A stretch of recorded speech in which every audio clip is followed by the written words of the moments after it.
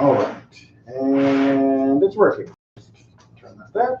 All right, so as I just said, sorry the TV is not working, so you're going to have to hear me more than see. If there's something that needs to be written up, I'll write it up. When I talk about different verses, I'll give you the full number, so that way you can look them up if you like, but I'll, of course, read them into the record as well. Okay. So today we're going to be talking about Pesach. Again, I'm sorry that I missed that 1 week when I was sick, and we're a little behind schedule. I usually like to do 2 classes before Passover, but we're just going to get the 1. Next week, next Thursday, we don't have class because everybody is busy getting ready for Passover. And then during Passover on that Thursday night, we will have class. So tonight, yes. Next week, no. Following week, yes. Good? Yeah. Good. All right. So let's get down to work, and I'll get my own little notes bigger for me so that I can still see them. Come on. All right.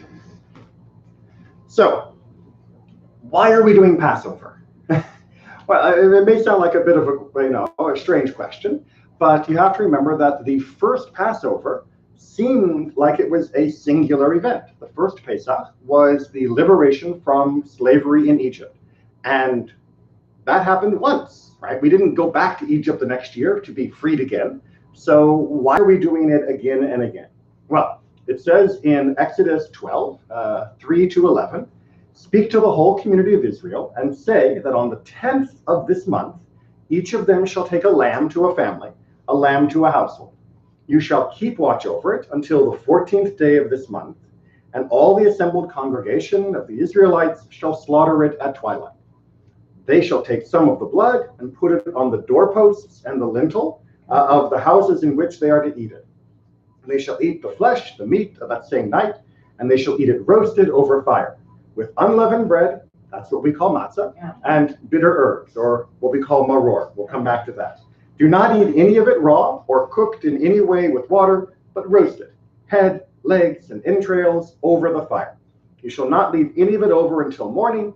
If any of it is left over until morning, you shall burn it. This is how you shall eat it. Your loins girded, that means you have your robe all tied up and ready to go walking.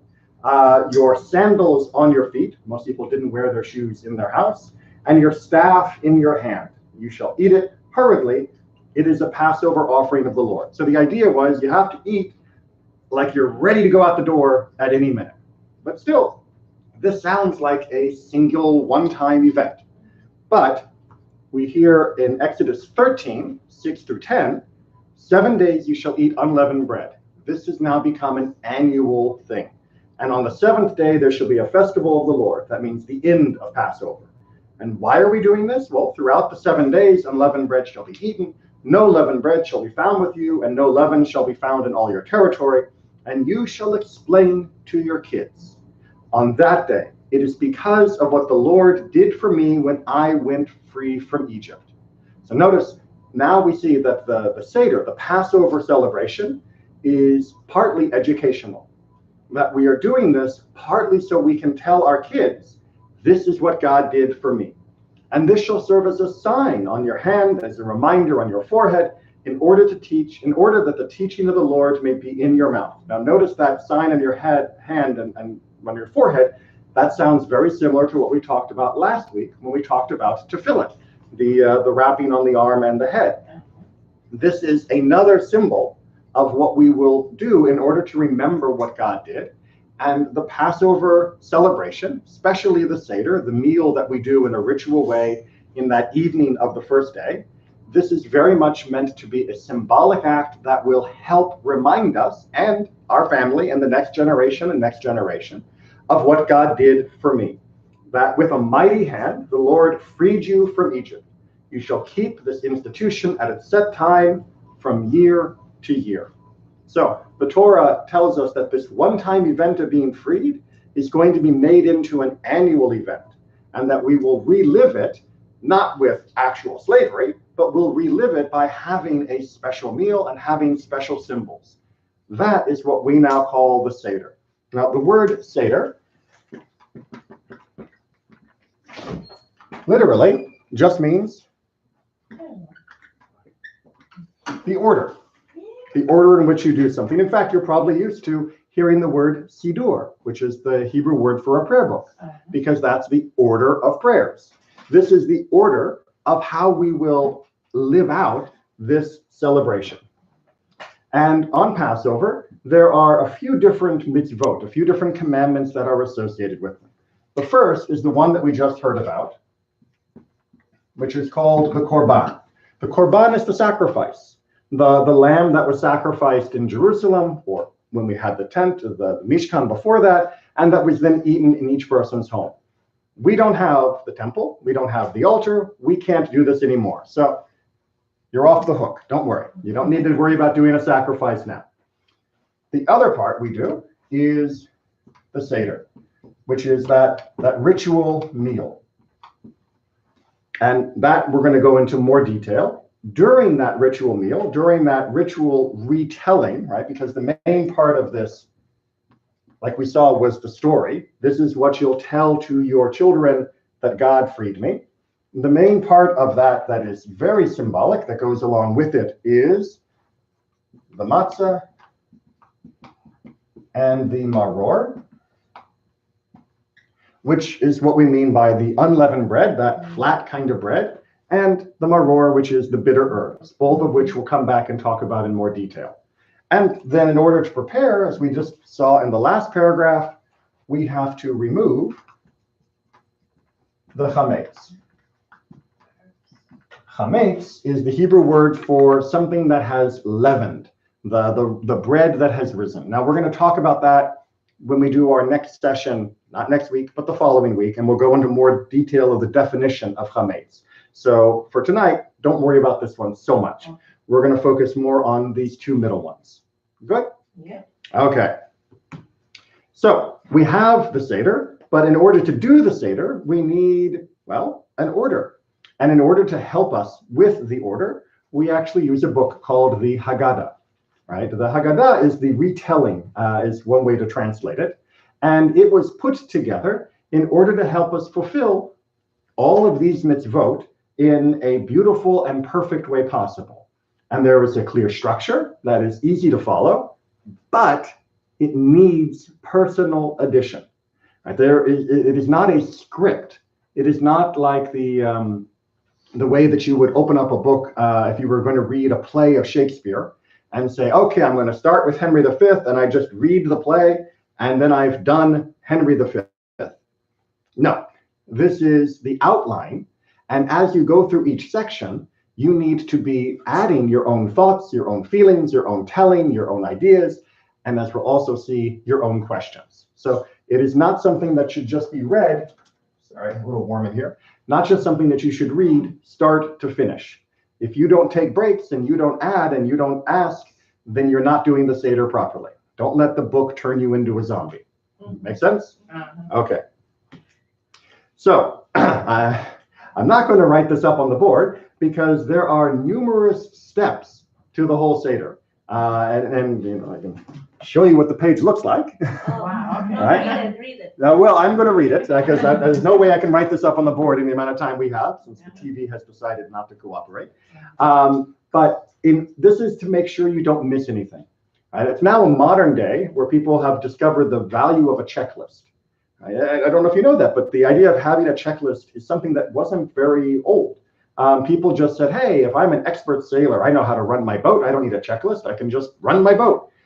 And we have found through modern research that if you have a checklist, you do better. Right? You don't leave anything out, and you make sure you got everything, even if you're already an expert. And so for the Haggadah, we have a checklist. So we have Kadesh, we have, which is the Kiddush.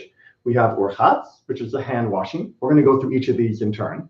We then have Karpas, which is like an early appetizer. We have the Yachatz, which is breaking one of the matzahs that we have ready for the meal.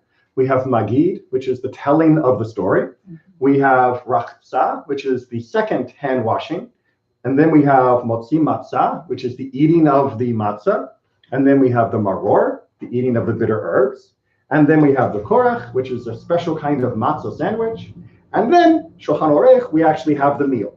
So this is a very long build-up before we get to dinner.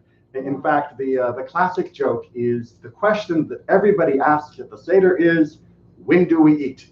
It's not the question you're supposed to be asking, but that's probably the most common question that comes up. After the meal, we don't all go home. After the meal, we still have zafun, which is when we eat the afikomen. We'll talk about that. We have barech, which is when we do the blessing after our meal, which is what we do at any time, but there's additional blessings we do for Passover. We have Hallel, where we continue to sing songs of celebration and praise to God. And then we have Nirtzah, which is the conclusion of the whole meal. Sounds like a lot, right? It is kind of, but remember, it's both a outline as well as meant to be inspiration. So it should never be the same thing each year. There's always got to be a little different within this framework. Kadesh, back to number 1. Like all holidays, we sanctify the day with a blessing that we call Kiddush. Now, Kiddush emphasizes the joy of the holiday and the special theme of that particular day. And we always do this over wine. Why? Well, wine was always considered to be something that was an essential beverage that added a great deal of extra joy and happiness to a day. And wine was a particular gift of the land of Israel. Grapes were a very important part of the Israeli agriculture at the time. And they didn't have table grapes back then. That's to say, you didn't eat grapes just like this. You ate grapes by drinking, because the grapes that you just would eat by hand, they didn't taste so good. So wine was the main thing, and we drank 4 cups of wine during the Seder meal. Now, some of you may be thinking, 4 cups of wine, I'm not going to be able to finish. You do not need to drink 4 giant wine glasses. It's a smaller amount of, an ounce or so, and you can even water it down a little with water in order to make it less strong for you. We'll talk about why we do that. You can also use kosher for Passover grape juice if that is more acceptable for you. But why 4? Well, the 4 cups of wine actually mimic the 4 promises that God gave us. Excuse me. So in Exodus 6, verses 6 to 7, we get in these 2 sentences 4 promises that God says. Say therefore to the people of Israel, I am the Lord. I will bring you out from under the burdens of the Egyptians. I will deliver you from slavery to them. I will redeem you with an outstretched arm and with acts of great judgment. I will take you to be my people, and I will be your God. 4 separate I wills, 4 separate statements of promise that God is going to do for us. And you shall know that I am the Lord your God, who has brought you out from under the burdens of the Egyptians. So each of the 4 cups matches each of those 4 promises that God made. Make sense? You didn't just catch it from me, right? Okay. After we do that opening blessing, where we have really established the theme for the night, we then do urchatz, which is an early hand washing. Now, for this hand washing, it's just for hygiene. It's just because we don't want our hands to have dirt on them. The later hand washing we do is for ritual reasons. And then we follow that up with karpas. Karpas is a dipping of a vegetable into salt water, and a blessing, of course, before we eat it. And then we have that as a sort of light appetizer. Nowadays, the most common vegetable to use is parsley. And so you'll see people dipping the parsley, this fresh green sprig of a vegetable, and dipping it in the salt water. Many people will say the salt water reminds us of the sweat. It reminds us of the tears of our ancestors. It also tastes a lot better. Right? Every vegetable with a little salt, much better. Then we do what is known as yachatz. Yachatz is where we break a matzah. Now, in the modern Seder, let me do a brief illustration. In the modern Seder, you'll find that most people have 3 matzahs, and they'll stack them one over the other in the matzah holder. And what you'll do for yachatz is you'll break the middle matzah into 2. This is to remind us that the celebration of the Seder comes after our slavery, and when you were a slave, you have less. And so we take that middle piece and we actually hide it until much later in the evening. And that way we diminish how much food we have. It's almost like trying to make us feel what it's like to have less. Because of that, there are actually many communities that only had 2 matzahs to begin with, just like we have 2 challahs on Shabbat. And so therefore, they're actually at 1.5 during most of the service. And that way you really feel like you have less than usual. But most European Jews have 3, and so you're down to 2.5 for the Seder. We good? Okay. And then we get to the Magid. As it says in the Mishnah, they pour a second cup, and here the child asks the parent, and according to the child's understanding, the parent teaches, beginning with shame and concluding with praise. Meaning, when we tell the story, we start with the bad stuff, and we end with the good stuff. Interpreting from Arami Oved Avi, which is a phrase from the blessing that a person will give when they bring the fruits to the temple in Jerusalem. It's mentioned in the book of Deuteronomy. It's generally translated as, my father was a wandering Aramean, or an Aramean tried to destroy my father. It's a little bit ambiguous, I think on purpose. And you do this until you finish the entire passage. Now, this Magid section is not just, we're going to tell a story. It's not just, and then there was people who went down to Egypt and da-da-da-da-da, and we're done. As we just heard, the story has to be told in a way that is understood by each person present. And that means there needs to be flexibility. But before we even begin, we hold up the matzah and we say, this is the bread of affliction that our fathers ate in the land of Egypt. Whoever is hungry, let them come and eat. Whoever is in need, let them come and be part of the Seder of Passover. This year we are here.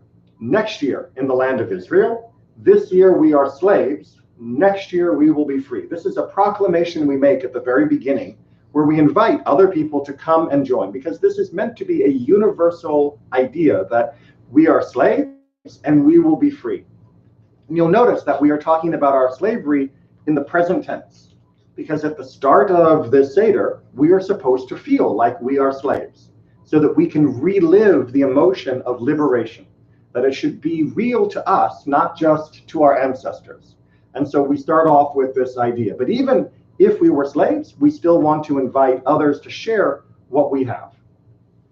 Rabbi, Yes. the purpose of this Magid is actually to teach the children. To teach all of us. All We're going to. But basically to the kids, because we know most of it. We know the story. Hold that thought. Hold that thought. A couple more pages, and I'm going to challenge you on that. Okay, so, but you are right that what you'll see is people will give the next section, which is called the 4 questions, to the little kids at the table to get them to begin asking questions so that it will encourage them to keep asking questions. So we actually have scripted questions that the kids will ask. So they'll say, why is this night different than all other nights? Which, by the way, is also part of a lot of Jewish jokes. That phrase, why is this night different than all other nights? We use that a lot as a catchphrase for many different punchlines. So why is this night different? On all other nights, we eat chametz, the regular bread, and we eat matzah, the flat bread. On this night, we only eat matzah. On all other nights, we eat many vegetables. On this night, maror, the bitter vegetable. On all other nights, we do not dip vegetables even once. On this night, we dip twice. Well, we've already dipped once, remember, with the parsley, and we're going to do another dipping later on. On all other nights, some eat sitting and others eat reclining. On this night, we are all reclining. These are things that are different on a Seder than from normal, and we want the kids to notice that things are different because we change them so they will notice. That is to say, the Seder was deliberately designed to be different than a regular dinner in order that the kids would say, why are you doing that? And now we have an opportunity to teach them, right? If you just do it like a regular meal, the kid just sits there bored. If you mix it up a little bit, like, why are you standing on your head? Now we've got an opportunity to work. Now, I don't know if you've ever taught kids, but this is still true, right? A teacher always has to do something a little different to catch the kid's attention, and then you can begin teaching. But those 4 questions have not always been the 4 questions. If you go back to the Mishnah, which is almost 2,000 years old, the questions are different. There, they eat, yes, chametz and matzah is the question. And there they talk about the vegetables and eating the bitter herbs. But then the third question is, on all other nights we eat meat which is roasted, stewed, or boiled. But this night, all of the meat is roasted. We don't ask that question anymore. Why not? Because we don't eat the sacrifice anymore. So that question was relevant for them. That question would not be relevant to us. So therefore, we don't have kids ask a question about something we're not doing. We want them to ask questions about what we are doing. And then for number 4 is, on all other nights, we dip our food once, but on this night, 2 times. In the ancient world, dipping food was normal. But for us, we don't dip at all. And so dipping twice is what's unusual for us. For them, dipping at all is unusual for us. For them, dipping the second time was unusual. The first was normal. So the questions have changed depending upon what time period we were in and what was normal in their generation. Which is a reminder that we should continue to ask questions of what is we're seeing, what we are doing. It's not just reading a script. If we were reading a script, this would never have changed. Good? Good. Then we continue with the phrase, we were slaves to Pharaoh in Egypt. Right? We are answering why we're doing these things different. Why? Because we were slaves. And the Lord our God took us out from there with a strong hand, with an outstretched arm. If the Holy One, blessed be He, had not taken us out of Egypt, then we, our children, our children's children, would have remained enslaved to Pharaoh in Egypt. Even if all of us were wise, all of us of understanding, all of us knowing the Torah, we would still be obligated to discuss the Exodus from Egypt. And everyone who discusses the Exodus at length is praiseworthy. So to go back to your point, Yerach, that we're doing this for the kids, and even if you had no kids, even if you were just one rabbi all by himself for some reason celebrating Passover, I don't know, you're stuck in Alaska and you're the only one around, you would still have to do the Seder with not only all of its details, you'd still have to ask your own questions and you'd have to try and find new answers and discuss it as much as you could with yourself. It's not only about the kids. In fact, sometimes the kids will fall asleep. The Seder keeps going because the Seder is not just for them, it is also for us. And each year you should learn something new. And each year you should share something new at the Seder. It's never just for little kids. And the conversation should get sophisticated and be more advanced than maybe even the kids can understand. It's important to still include them, but you don't want to limit your Seder only for them. Okay, so blessed be the God who has given the Torah to his people. Blessed be he. The Torah speaks of 4 sons, a wise one, a wicked, a simple one, and one who is not able to ask questions. Remember that the Haggadah had said earlier on that we need to explain according to the kids' understanding. We are going to get 4 examples of kids who need different types of explanations. Now, why 4? Well, it's not just because of the 4 cups, but because we find in the Torah 4 separate times when the Torah tells us we're going to be teaching our kids about this. There is a time in Exodus 12 where it says, and it will come to pass when your children will say to you, what is the meaning of this service? And you shall say, it is a Passover offering to God. Remember, that's the part we already looked at. Also in Exodus 13, which we were looking at, and you shall tell your son that day, it is because of this that the Lord did what the Lord did for me when I left Egypt. Now you'll notice in that one, the kid didn't say anything. The parent is initiating the answer, which matches the child who doesn't know what to say, right? They don't even know how to ask a question. You have to start for them. And then number 3, Exodus 13:14, and it shall be when your son asks you on the morrow, saying, what is this? You shall say to him, with a strong hand, the Lord took us out of Egypt. And then number 4 is from Deuteronomy 6:20. And when your son asks you on the morrow, saying, what are the testimonies, the statutes, the laws that the Lord our God has commanded you? You shall say to him, we were slaves to Pharaoh in Egypt, and God took us out of Egypt with an outstretched arm. Now, these 4 different moments in the Torah where we are given answers to give to our kids, the rabbi said, well, wait, if it's the same basic question, why are we giving 4 different answers? Because there may be different ways the kids are asking, and they need a slightly different answer depending on the individual child. And that means that it's not a one-size-fits-all curriculum. This is meant to be adaptive to each person's learning and each person's emotion and psychology. And in fact, when we get into the Haggadah, the answers get all mixed up from the original questions in order to show how flexible we need to be. That even if the kid asks you one way, sometimes you have to give them a different answer, because you have to pay attention to who that child is, not just reading the book out loud to them. Good? Good. So this is one part where without the TV, I'm going to have to refer you to the Haggadah, which I can show you a copy later. But with the middle section of the story, we do that section that I talked about that is taken from Deuteronomy 26, the blessing that a person gives when they bring the first fruits, where it says, "My father was a wandering Aramean, and he went down to Egypt and sojourned there with few people and became a great nation." That whole section is then explained almost word by word or sentence or phrase by phrase in much greater detail. If I were going to project this for you, if that had been working, you would see, well, I can show you a little bit. That's just the first couple sentences on the side. This is the explanation that's given in the Haggadah. This is not just meant to be read. It's of course meant to be understood, but it's also meant to be a demonstration that what looks like a few sentences summarizing the story is actually meant to be a springboard to a much deeper discussion, right? Each part of the story, each part of the tale deserves attention and deserves more discussion. And this is meant to get you moving in case you don't know which way to go on your own. But if you just read all of this in the Haggadah, you haven't done your job, right? It's about discussing and expanding on it. That's the whole point.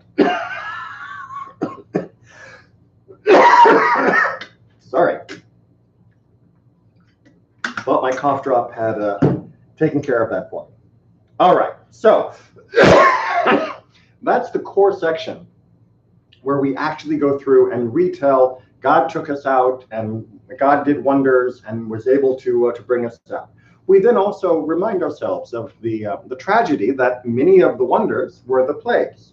And the plagues, the catastrophes that happened to Egypt during the time when they refused to let us go, those are important for us to recall, both because, yes, they are praiseworthy that God was able to do them for us, but also because we should not be so stubborn that we would ever need something like that to convince us of what we should be doing. And so we go through the list of those plagues. We also remind ourselves that not only of those, but the multiplied power that comes from the splitting of the sea and leading us out of the land of Egypt. And that then comes as the conclusion of that story. And then we summarize the story one more time. And so you notice we did the quick summary at the very beginning. This is what God did for me, and if he hadn't done it, I'd still be a slave. And then we said we have to also do it in 4 different ways. And then we also said, here's the way we can break it down word by word to give all the detail. And now we're doing it additionally in a poem that's called Dayenu. And Dayenu means it would have been enough. And in this poem, we say, if God had only done this, but not done even more, it would have been enough. And we list all of the different steps that go into what God has done for us. So, for example, had he brought us out from Egypt, but not judged against the Egyptians, it would have been enough, Dayenu. Had he done judgment against the Egyptians, but not their gods, it would have been enough, Dayenu. Had he executed judgments against their gods, but not slain the firstborn, it would have been enough, Dayenu. And all the way we go through each of the different steps, saying that we would have been in need of thanking God, even if God had not completed the job. That each step that God gave us was something we should be grateful for. And this idea of Dayenu, it was enough for us, has become a very popular song. And this poem is a different way to try and trigger our emotion of gratitude that we feel for this holiday of Pesach. Make sense? So again, you'll notice it's not just one way. We're telling the story multiple ways to try and hit each person maybe in a slightly different way. Okay, then we get to a different version of retelling just reached that bottom of my lungs, and I don't have enough air to finish that retelling. And that is by referring to what Rabban Gamliel told us, that there were 3 symbols that we had to explain, or else we hadn't done our job. And they are the Pesach offering, the Korban, the sacrifice that we used to have, now which is symbolized by a bone on the plate, the matzah, the unleavened bread, which we still have and eat, and the maror, the bitter herbs, which we still eat. And each one of those, we then do a short paragraph describing what its symbolism is for, right? The Korban reminds us about the sacrifice we made and the doorposts that we covered in order that we could survive the final plague. The matzah reminds us of the bread that we had to bake in a hurry in order to be ready to leave. And the maror, the bitter herbs, reminds us, of course, of the bitterness of what it is to be a slave. And then we are told in every generation, it is a person's duty to regard himself as though he personally had come out of Egypt. As it is written, you shall tell your children that day, this is on account of what the Lord did for me when I came out of Egypt. It was not only for our ancestors, whom the Holy One redeemed from slavery, we too were redeemed with them. As it is written, he took us out of there so that he might take us to a land which he had sworn to our ancestors. This personalization is really key to the Seder. It is not just about remembering the past. So it's not just like, on July 4th where we go, yay, George Washington, and think of it as being something in the past. We are supposed to imagine we were there with George Washington. We were there with Moses, and we were slaves. And if God had not done what he'd done, we would still be in Egypt, right? Right now, I'd be, well, not Rabbi Neely, I'd be, Mr. Neely, living in Egypt, and I'd still be a slave, and I'd still be working for them. Now, that may sound a little far-fetched, and you may believe, well, history would have gone on, something else would have happened. But the truth is, history would have gone on, but the idea of liberation, the idea that a people could be taken out of slavery, that never would have been given to the world as a gift. The idea that slavery can end, that a poor and oppressed and weak people could ever be freed from a powerful, mighty empire, that was a gift that God gave to the whole world through us. And if we had not been freed, no one else ever would have been freed either, because everyone would have just accepted that, yeah, powerful people take advantage of weak people. That's what the world is. This holiday reminds us that without that idea, maybe I wouldn't be actually living in Egypt, but I would definitely still be a slave to some powerful person somewhere, because that was the way of the world up until this point. We do a little bit of singing, we do our second cup of wine, and then we get to the next multimedia part, the tasting. Then we do our hand washing, just like we do before any motzi for eating of bread, like I would do at the end of services, for example, on Saturday morning and Friday night. And then we do motzi matzah. We eat a piece of the matzah just by itself, just to remind ourselves of that taste of the matzah that our ancestors ate when they left in a hurry. And of course, there is a special mitzvah blessing for doing that. And then we eat the maror, the bitter herbs. Now, if you are here in the United States, or you are among most European Jews, you will find that the most common form of maror that they eat is horseradish. Sorry, it's technically not right. Now, it's true that most people eat horseradish, and that's because many European Jews lived in places where come the time of March or April, you didn't have a lot of plants, herbs that were growing. It was still the very end of winter, and there wasn't much for you to eat. But horseradish comes from a root that grows in the ground, and that usually was something you could eat a little bit earlier or even just store. And so horseradish became the common. But the thing is, horseradish isn't bitter. Anybody here eat horseradish just by itself? Right? Horseradish is spicy. Horseradish is sharp. It is harif in Hebrew. It is not mar. It is not bitter. And bitterness and painful spicy are two different sensations. Right? Bitterness is lasting. It lingers. It makes every other flavor horrible. Whereas sometimes spicy is nice.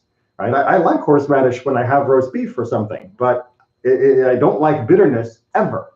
So it is much better to get an actual bitter herb. Now, what can you do? Well, in the modern world, there are a couple of bitter herbs that you can find in some supermarkets. And this is one place where health food stores are your friend. Because if you go to regular Publix, most of the herbs that are there have been selectively bred to get rid of the bitterness. So for example, in the old days, the original bitter herb was probably a type of romaine lettuce. But most romaine lettuce now, even right down at the base, it tastes nice. It's not bitter. That's because we have gotten rid of the bitterness by how we grow the lettuce these days. And so that means you have to look for some other bitter herbs. So one of the most common is to use, that I use mostly now, is endives, which is another type of, looks almost lettucey, but it's a little bit smaller. You can also use, what are some of these other wonderful things? You can also use some wonderful things like pepperwort, chicory, dandelion, which you can find like at Whole Foods sometimes. But basically any actual leafy plant that has a true bitter taste is what you want to use for your maror. If you still want to put horseradish out because people just love the taste of horseradish and they don't think it's Passover without horseradish, it's okay. But really, to do the mitzvah, it's much better to use an actual leafy plant. And that is, well, all I'll say about that for today. And then we take that bitter herb and we dip it in haroset. Now, haroset is mud. It's not actually mud, but it looks a lot like mud. It is made from, there's lots of different recipes, but it's usually made from apples and maybe a bit of wine. I like to put almonds or dates and walnuts in it, and then it's all ground up into like a paste. It's actually really, really good. It tastes great, and everyone in every family has their own recipe. I like to also put a lot of cinnamon in mine because cinnamon makes everything good. But the haroset is meant to be an antidote for the bitterness. So you take the bitterness, you dip it in that paste, and then you do the blessing and eat it. That way, God never asks you to take all the bitterness without any sweetness added to it. There's always something that can help take the edge off that bitterness. And that is how we then eat the bitter herb, which again, if you're eating like mushy horseradish, how do you dip horseradish? It doesn't work out so well.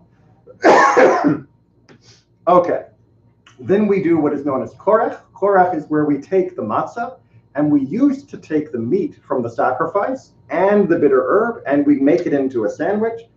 Nowadays we don't have the meat, so we just take the matzah, the bitter herb, and a little bit of the haroset, and we eat that as a sandwich. And the missing ingredient reminds us of the missing ingredient of the sacrifices that we used to do. Make sense? Okay, and then we actually get to dinner. Yay, finally get dinner. Lots of different things that are common to be eating at dinner. You'll find gefilte fish is very popular. There's real gefilte fish, and then there's gefilte fish in the jar. The gefilte fish in the jar is nothing like real gefilte fish. It's kind of like, gefilte fish is like fish meatloaf. It's where you take fish and you grind it up and you mix it with other things and then you shape it into a lump. Real gefilte fish is amazing. The jar gefilte fish I also like, but it is a totally different kind of taste. And a lot of other people don't like the jar version, but you look for recipes. Try the jar version too. Don't be afraid. People often will eat an egg at this point. Egg is being a symbol of life and of growth, and especially of spring. You'll also find that matzah ball soup is very popular. That's where you take matzah meal, which is ground up matzah, and you mix it until you can make like a dumpling, and then you cook that with a chicken soup. Very wonderful. You want floaters, you don't want sinkers, because if you make the matzah balls too hard, they sink to the bottom, and then you have to use like a knife and fork to cut it. And I don't like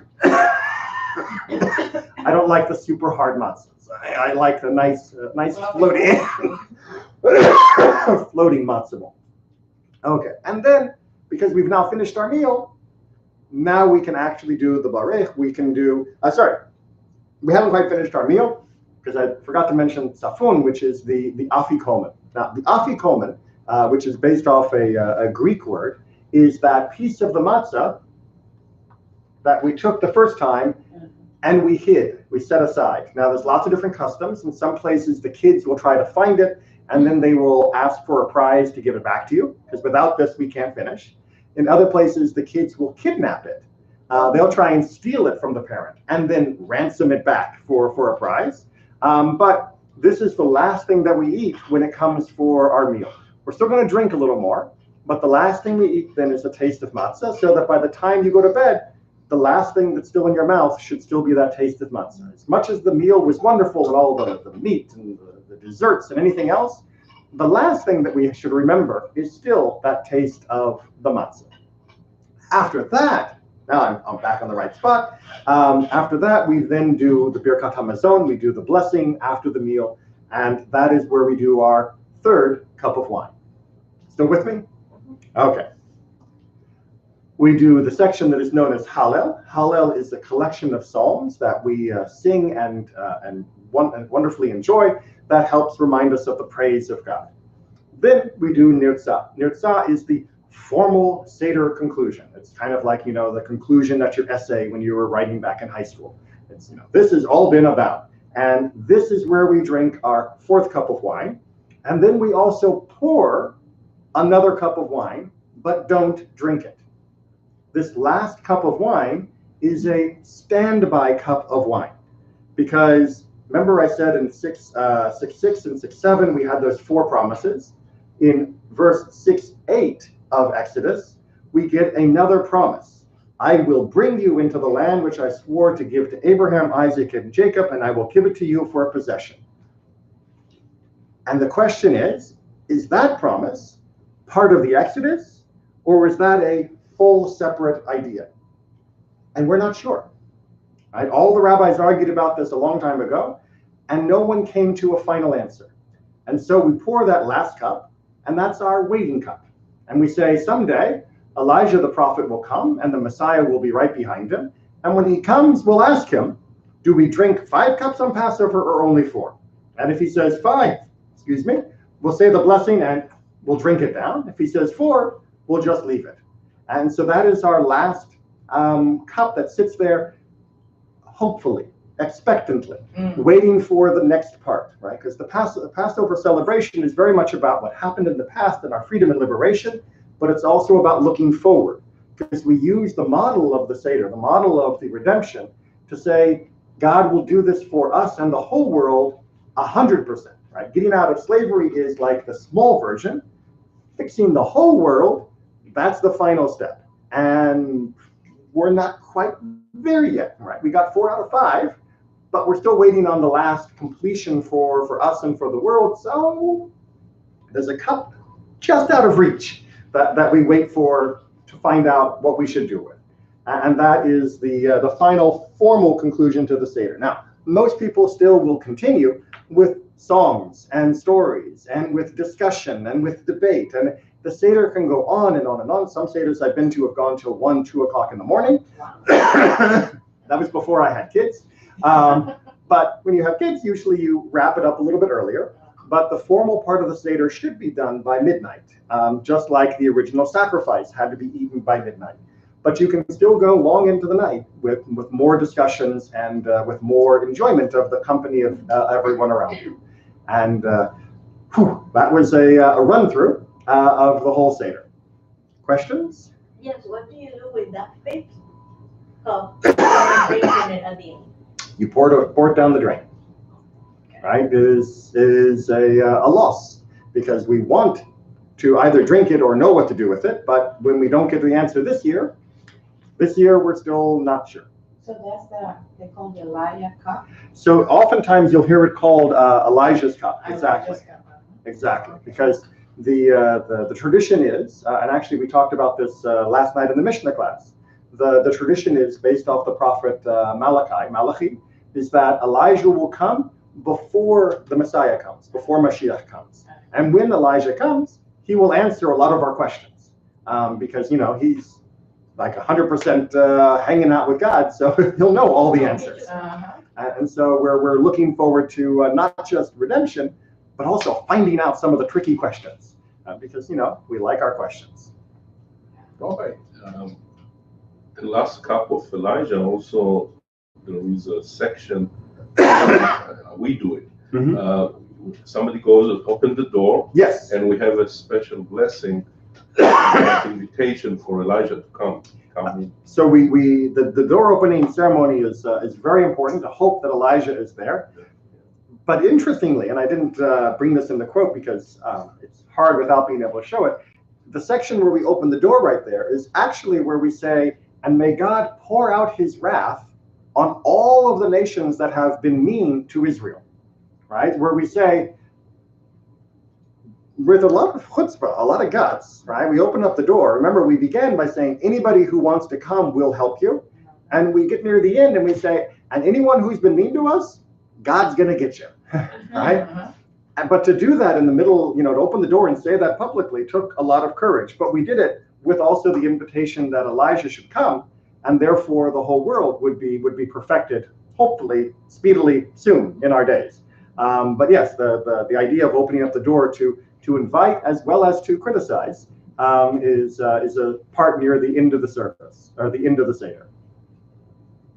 I have a question. It's gonna fall, Passover Friday. Yes. So how we celebrate it? We're gonna celebrate the same thing on Saturday, just like. So there are some changes we make when Passover lands on Shabbat. There's some word changes that we do, the Kiddush, for example, in the Seder. And there are some other changes we do in the service and in the synagogue in order to reflect. And there's some other changes we do in Birkat HaMazon, the blessing we do for after we finished eating. But the majority of what we do in the Seder is exactly the same. It is just modified only slightly in a few places, because the theme of Shabbat and the theme of the Seder actually line up really, really well. You'll know that every week when we do Shabbat, we're not only saying thank you to God for creating the world, we're also saying thank you to God for freeing us from Egypt.